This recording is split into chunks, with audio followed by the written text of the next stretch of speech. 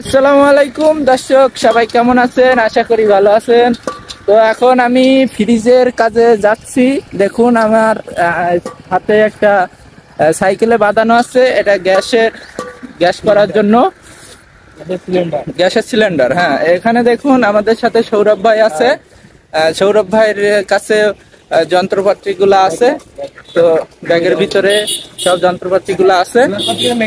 তো আমরা এখন যাচ্ছি চালিতাবাড়িয়া যাচ্ছি, ওখানে একটা ফ্রিজের কাজ হবে। তো মূলত গ্যাস করার কথাই বলছে।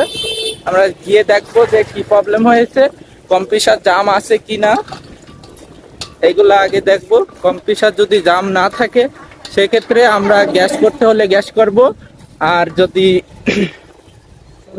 অন্য সমস্যা থাকে সেগুলো আমরা সমাধান করে দেব। তো যাচ্ছি দুই বন্ধু মিলে আমরা সবাই। হ্যাঁ, যাই হোক, আমরা আর কিছু সময়ের ভিতরে বাসায় পৌঁছে যাব। আমরা ফ্রিজটি সম্পূর্ণ দেখাবো কিভাবে মেরামত করি, ঠিক আছে? তো দর্শক, ভিডিওটি মনোযোগ সহকারে দেখতে থাকুন। তো পেছনে ক্যামেরা দেও সবাই দেন। ফতেমার ডেন্টাল কেয়ার, বসতপুর বাজার, শাসা, যশোর। এখানে আপনারা দাঁতের চিকিৎসা করতে পারেন, খুবই ভালো ডাক্তার। বন্ধুরা, আমরা বাগাছড়া থেকে রওনা দিলাম, আর রাস্তার আশেপাশে সুন্দর সুন্দর জায়গাগুলা দেখতে দেখতে যাচ্ছিলাম। তো ভাবলাম আপনাদের মাঝে একটু ভিডিওগুলা দেখাই। তো দেখুন, ডাইন হাতে চলে গেছে সনাতনকাঠির রাস্তা, আর সোজা চলে গেছে আমাদের চালিতাবাড়িয়ার রাস্তা। তো বন্ধুরা, আমরা বাসায় চলে আসলাম। আসার পরে ফ্রিজটি দেখলাম যে কি অবস্থায় আছে। এটা টোটালি হিট হচ্ছে না, ঠান্ডা হচ্ছে না, বরফ টরফ হয় না, এই প্রবলেমটি বলছে। তো আমরা চেম্বারের লাইনটা সুন্দর করে ওয়াশ করে দিতেছি 22 নাম্বার গ্যাস দিয়ে। মূলত আমরা ওয়াশ করে দিতেছি, এখানে জাম ছিল, তো এই জন্য আমরা এটা সুন্দর করে 22 নাম্বার গ্যাস দিয়ে ওয়াশ করে দিলে সুন্দরভাবে পাইপটা ওয়াশ হয়ে যায়, ক্লিয়ার হয়ে যায়, তেল টেল থাকলে সেগুলা বের হয়ে যায়। তো বন্ধুরা, আমরা এখানে সব কিছু চেক করতেছি। দেখুন কিভাবে গ্যাসগুলা বের হচ্ছে, প্রেশার দিচ্ছি।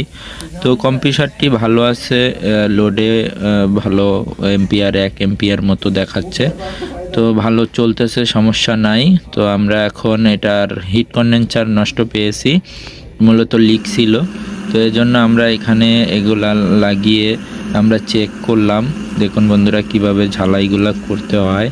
এইভাবে বার্নার দিয়ে গ্যাসের মাধ্যমে আমরা ঝালাইগুলা করে থাকি। তো বন্ধুরা, এইভাবে চেক করে টোটালে আমরা পালাম যে এটার হিট কন্ডেন্সারটি লিক আছে, এজন্য আমরা এটাতে আবার হিট কন্ডেন্সার লাগিয়ে দিয়েছি। তারপরে মূলত ফ্রিজটি ওকে করেছি। তো দেখুন আমরা কিভাবে এটা চেকে ফেলাই রাখি। এখানে একটা মিটার আছে, মিটারের মাধ্যমে চেক করি। এখানে 300 পর্যন্ত প্রেসার দেওয়া হয়েছে। দেখুন বন্ধুরা, এটা 300-তে আছে। চলে আসলাম এই পাঁচকাইবা চলে আসলাম পূর্বপাড়ায় কাজ করতে। তো এখানে দেখুন আমরা ফ্রিজটি কি করে দিয়ে আসছি, হ্যাঁ প্রেসারে দিয়ে আসছি। ওখানে চেক চলছে, কত দেওয়া আছে? 300।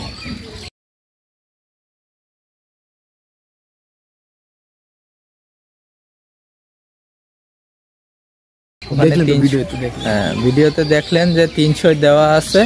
এখন আমরা দেখব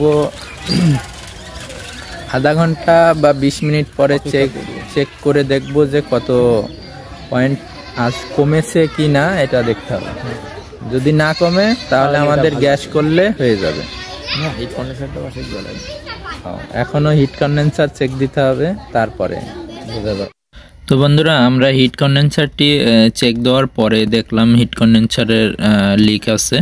তো এই জন্য আমরা হিট কন্ডেন্সারটি আমরা পেছনে আরেকটি মার্কেট থেকে কিনে নিয়ে আসলাম। দেখুন বন্ধুরা, ইনটেক একেবারে এখানে রাবার দিয়ে প্যাক করা আছে। তো মূলত এই হিট কন্ডেন্সারটি আমরা এখন লাগিয়ে এর সাথে সুন্দরভাবে আবার সোল্ডারিং করে দেব, ঝালাই করে দেব। তো বন্ধুরা, এখানে দুইটা ফিল্টার করার কারণ হচ্ছে, যদি একটা ফিল্টারের মাধ্যমে তেল ওঠার পরে দ্বিতীয় ফিল্টারের ভিতর থেকে আর তেলগুলা উঠবে না, এই জন্য আবার আমাদের এই কন্ডেন্সারটি জাম হবে না, ঠিক আছে? এই জন্য মূলত আমরা দুইটা ফিল্টার করে দিয়েছি। তারপরে দেখুন এখানে আমরা গ্যাস করে দিতেছি। 600 গ্যাস।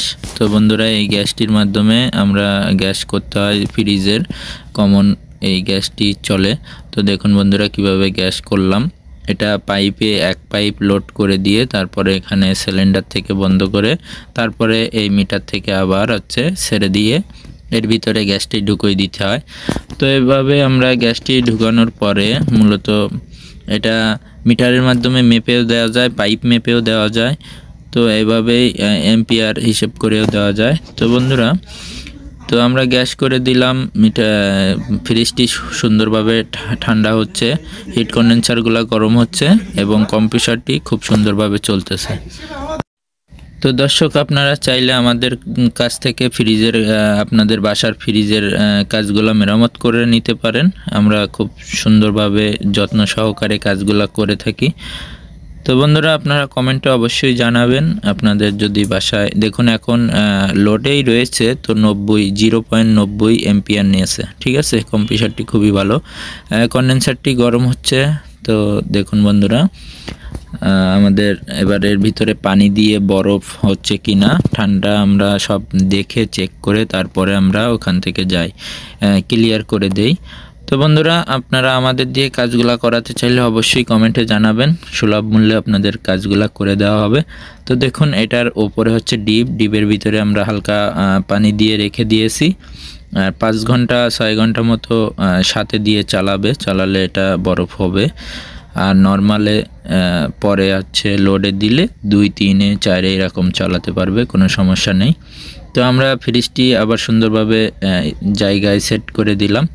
তো আমাদের ভিডিওটি যদি ভালো লেগে থাকে অবশ্যই লাইক করবেন, কমেন্টে জানাবেন আপনাদের মূল্যবান মতামত। তো সবাই ভালো থাকবেন, সুস্থ থাকবেন, আল্লাহ হাফেজ।